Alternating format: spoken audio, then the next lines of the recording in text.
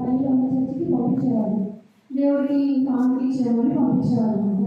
అట్లా నేను దానికి సంవత్సరానికి ఒకసారి వెళ్ళి ఆ కానుక ఇచ్చేయడానికి వెళ్ళేదాన్ని.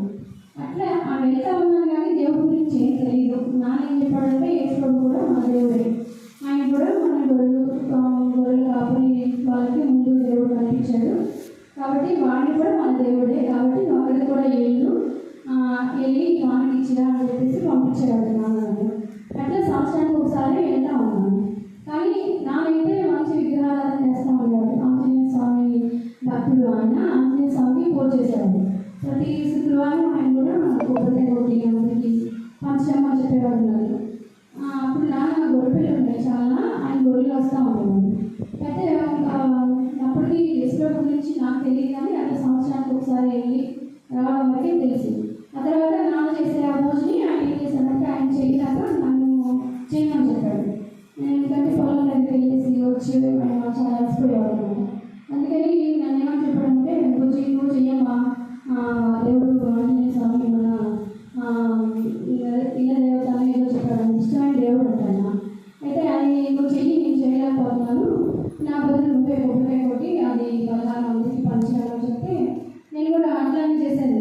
అయితే నేను అక్కడ ఒక పళ్ళు ఉండేది, పల్లెకి కూర్చొని ఆ పట్టణం పెట్టుకొని ఆ సంబరాన్ని ముట్టించి అక్కడ కొబ్బరికాయ కొట్టి అలాగే ప్రార్థన చేసేదాన్ని. ఏమని చేసేదానంటే అప్పుడు అమ్మ నాన్న అందరూ మేమంతా మరీ పేదరికంలోనే ఉండాలన్నమాట. అంత పెద్ద ఉన్నతమైన కుటుంబం కాదు, ఇంకెవరి పనులు వాళ్ళు చేసుకునేవాళ్ళు. అయితే నాన్న ఏ పని చేసినా కలిసి కాదు, ఆయన ఎప్పుడు ఏదో ఒక అప్పు ఉంటానే ఉండేది.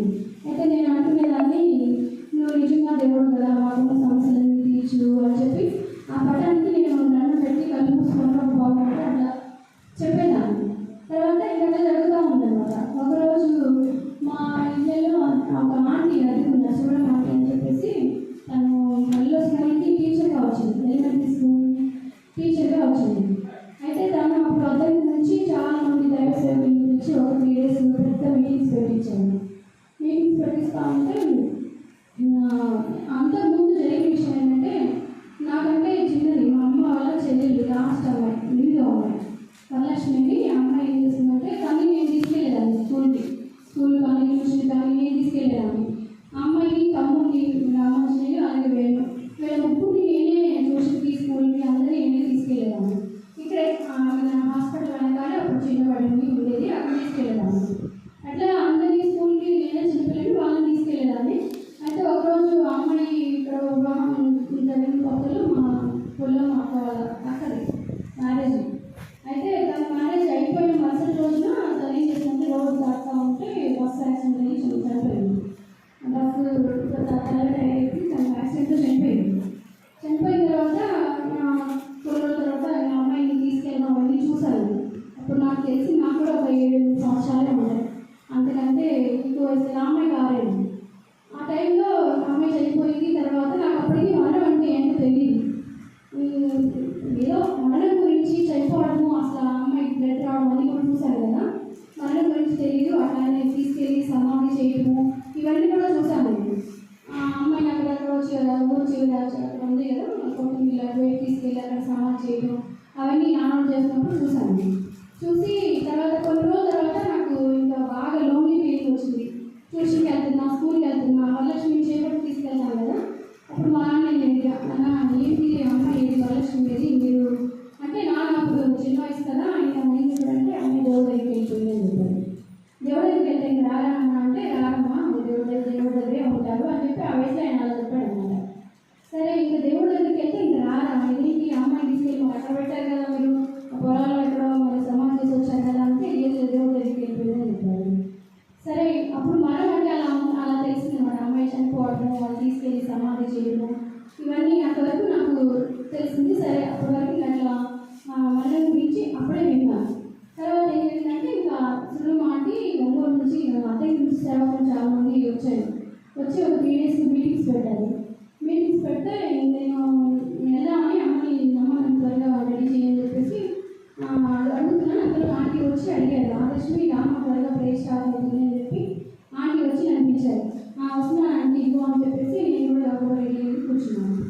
అప్పుడు దాకా నేను చేసిన పూజని నేను కంటిన్యూ చేస్తానే ఉన్నాను. ఈ మరణం నుంచి కూడా ఒక ఆలోచన ఉండేది, చనిపోతారా చనిపోతే రాదా అనేది ఆ వయసులో అలా ఉండిపోయింది. సరే ఇంకా ఆ రోజు సేవకులు వాకింగ్ చెప్తున్నారు అనమాట. ఏం వాకింగ్ చెప్తున్నారంటే మరణం గురించి చెప్తా ఉన్నారు. అది ప్రకటన గ్రంథము 21:8 వచ్చినట్టు. ఆ సేవకులు ఎలా చెప్తున్నాడు, పీకువాళ్ళు, అవిశ్వాసులు, అసహ్యులు, నరహంతకులు, విచారులు, మాంత్రికులను, విగ్రహారాధకులను, అబద్ధికులందరూ అగ్నికంఠంతో మండు బంధంలో పాల్గొంటారు. ఇది 2వ మాట. ఈ వాక్యం చదివి నా అంకులు ఇది చెప్తా ఉంటారు. అంకులు ఇది కూడా ఆయన చెప్తున్నారు.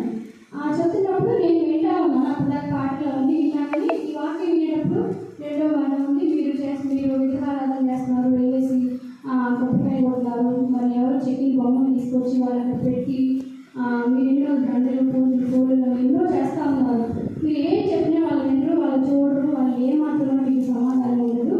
ఈయన నిజమైనటువంటి దేవుడు, ఈయన యేసుక్రీస్తు ప్రభు, ఈయన మన కోసం, మన పాపం కోసం ఈ లోకానికి వచ్చారు. ఆయన ప్రాణం పెట్టారు. ఎవరైతే ఆయన విశ్వాసం ఉంచుతారో వాళ్ళు రక్షించబడతారు, ఆ 2వ మరణం నుంచి తప్పించబడతారు అని అంకులు ఇలా చెప్తా అంటున్నాడు.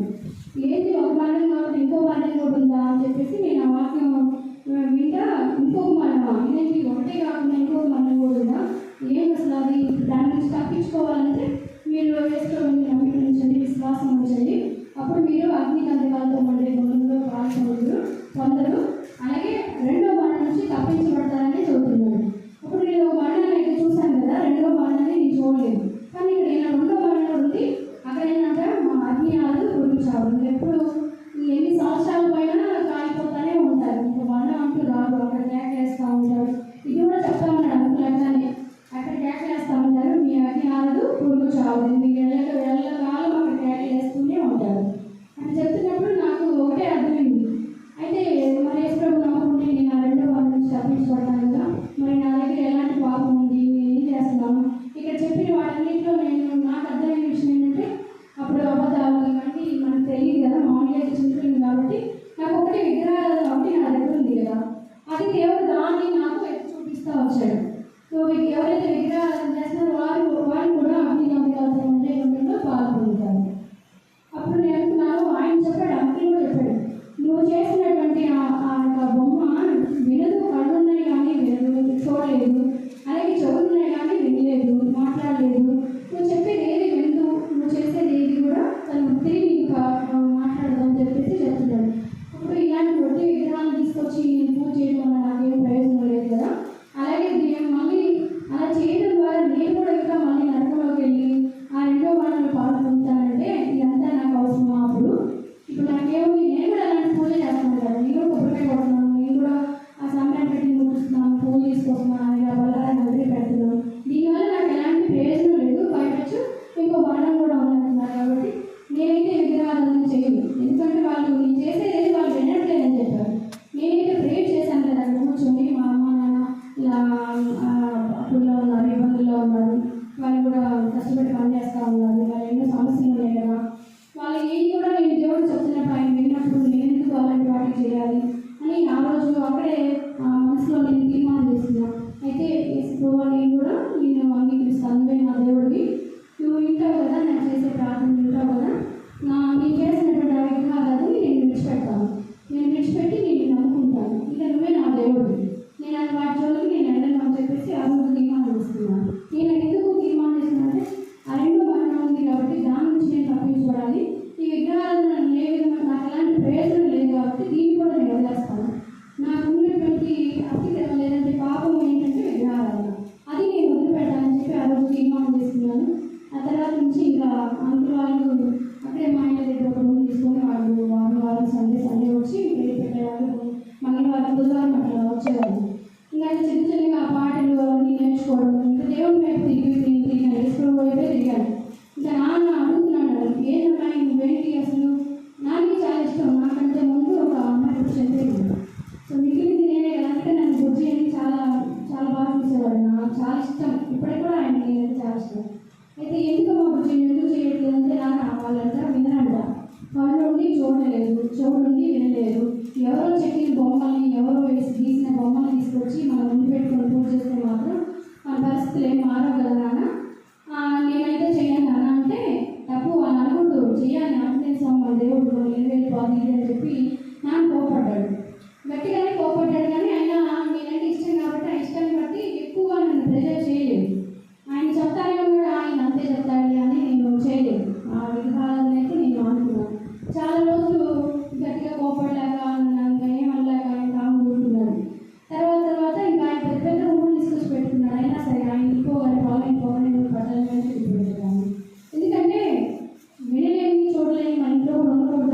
ఆలోచన. అంత చిన్న వయసులోనే నేను అట్లా ఆలోచించలేదు. నేను ఇంటికి బాగుండలేదు, మా నాన్న తీసుకొచ్చి అవసరంలో పెట్టుకుంటున్నాడు, పరిస్థితులు మారవు కదా, వీళ్ళు వినరు కదా, వీళ్ళు చూడరు కదా, చూసేవాళ్ళు నేనేం చేసుకోకపోయింది నా పాపంలో ఉన్న వాళ్ళని రక్షించడం కోసం ఈ లోకానికి వచ్చాడు కదా, మరి ఆయన నమ్ముకుంటే నాకు ఏంటి రక్షణ ఉంది, అలాగే ఆ మరణం నుంచి తప్పించబడటం ఉంది, అలాగే నువ్వు చేసే ప్రార్థన కూడా ఆయన వింటాడు. అందుకని చెప్పేసి నేను ఆయన ఏం చెప్తున్నా కానీ నేనైతే విధానం మానేసాను. చిన్నగా వచ్చిన ప్రతి దైవ సేవకులు మా ఇంటికి తీసుకెళ్ళేదాన్ని. మా ఇంటికి తీసుకెళ్ళి అప్పుడు పెద్దమ్మ అక్కడ వాళ్ళు పరిచయం అయిపోయాక వాళ్ళకి భోజనం పెడతా ఉండేది.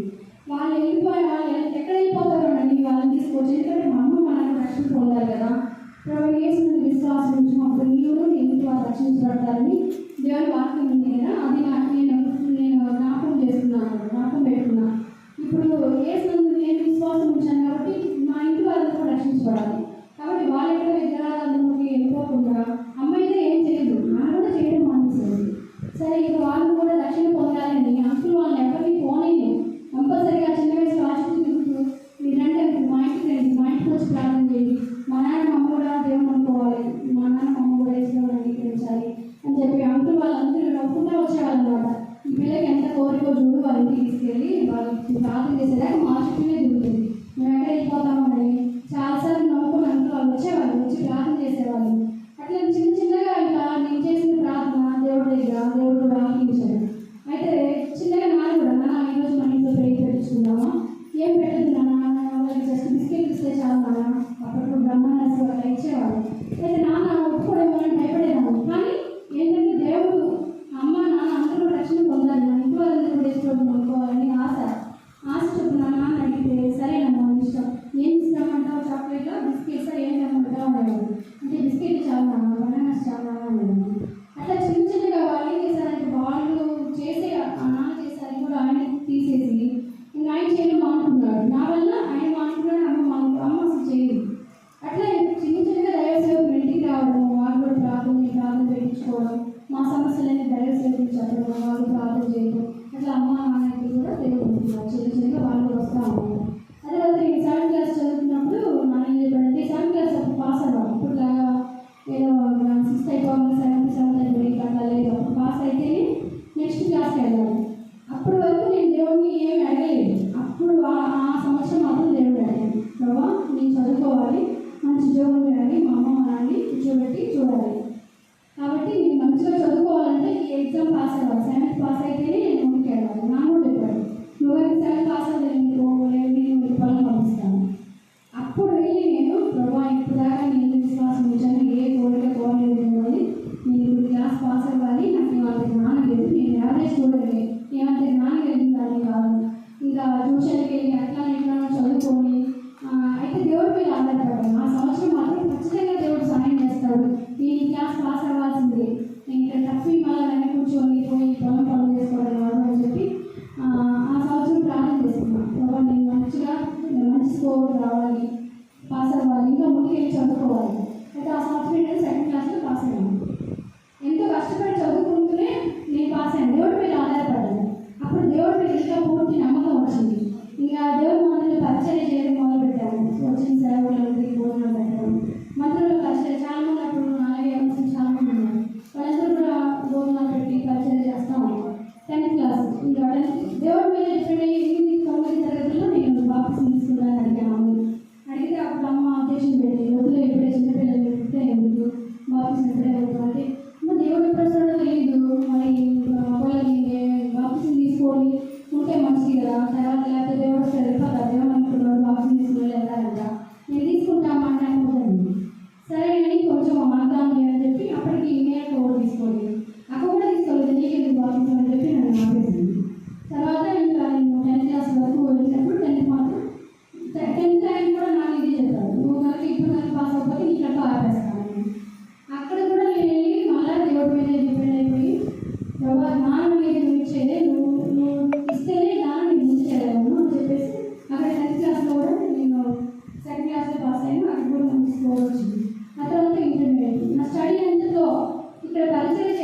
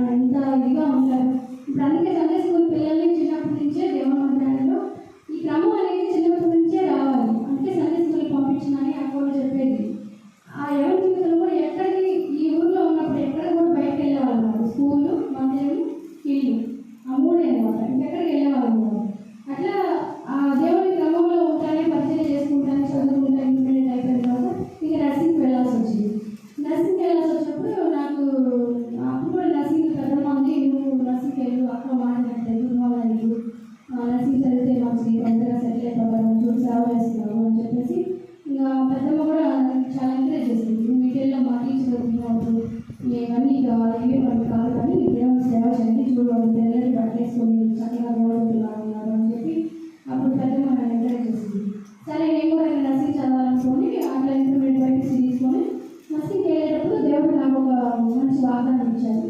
నేను వెళ్తున్నప్పుడు అక్కడ ఎలా ఉండాలో హాస్టల్ అదంతా కష్టము, మరి నేను ఎట్లా ఉండాలని చెప్పి నేను అప్పుడు వాకింగ్ కూడా చదువుతూ నేను అడిగాను ఎట్లా వెళ్ళాలి ఏంటంటే, నేను వెళ్ళడం ఉచితమా కాదంటే నేను మంచి పాలు ప్రవేశించేసానికి నేను ప్రవేశపెట్టుకుంది దేవుడు అడుగుతుంటే మాట్లాడాను. అట్లానే అక్కడికి వెళ్ళిన తర్వాత కూడా అక్కడ కూడా క్రమం తప్పలేదు. అక్కడ కూడా బస్సింగ్ గారి సహవాసమే, అక్కడ వాకింగ్ కూడా బస్సింగ్ గారి సహవాసమే. ఆమె కూడా ప్రతిరోజు 7 to 8 వరకు ప్రేయర్ ఉండేది. అసలు దేవుడు సన్నిధి ఎట్లా అంటే ఒక్కసారి దేవుడి కోసం ఒక అడుగు ముందు వేసినందుకు దేవుడు సదాకాలం మనకు తోడుగా ఉంటాడని ఆయన మాట అన్నాడు. అట్లనే అక్కడ కూడా తప్పిపోతానేమని అక్కడ కూడా దేవుడి సన్నిధి నాకు తోడుగా ఉంచాను. హాస్టల్లో కూడా వాటిని ప్రేయర్ పెట్టేది, అక్కడ కూడా వెళ్ళేవాళ్ళము. ఆ 3 years చదువుకున్న తర్వాత ఇంకా 3 years చదువుకొని ఇంటికి వచ్చే టైంకి ఇంటి పరిస్థితి చాలా దూరంగా ఉంది. ఎందుకంటే నాన్న ఏదో తీసుకొని అప్లై అయిపోయి అది ఇది తాకట్లో ఉంది. వాళ్ళు చాలా ఇబ్బంది పడుతూ ఉన్నారు నేను వచ్చే టైంకి. ఇప్పుడు తాతయ్య కూడా బాగాలేదు, ఆయనకి క్యాన్సర్ అని ఏదో బాగాలేదు అని చెప్తే నేను హాస్పిటల్ తీసుకెళ్తే క్యాన్సర్ 4th stage అని చెప్పారు. ఆయన కోసం 2-3 నెలలు అన్ని హాస్పిటల్ పట్టుకొని తిరిగినా కానీ ఎక్కడ కూడా ఉపయోగం లేదు. ఆయన క్యాన్సర్తో చాలా తక్కువ రోజుల్లోనే ఆయన కూడా త్వరగా చనిపోయాడు అనమాట. అసలు ఎక్కువ సమయం కూడా లేదు.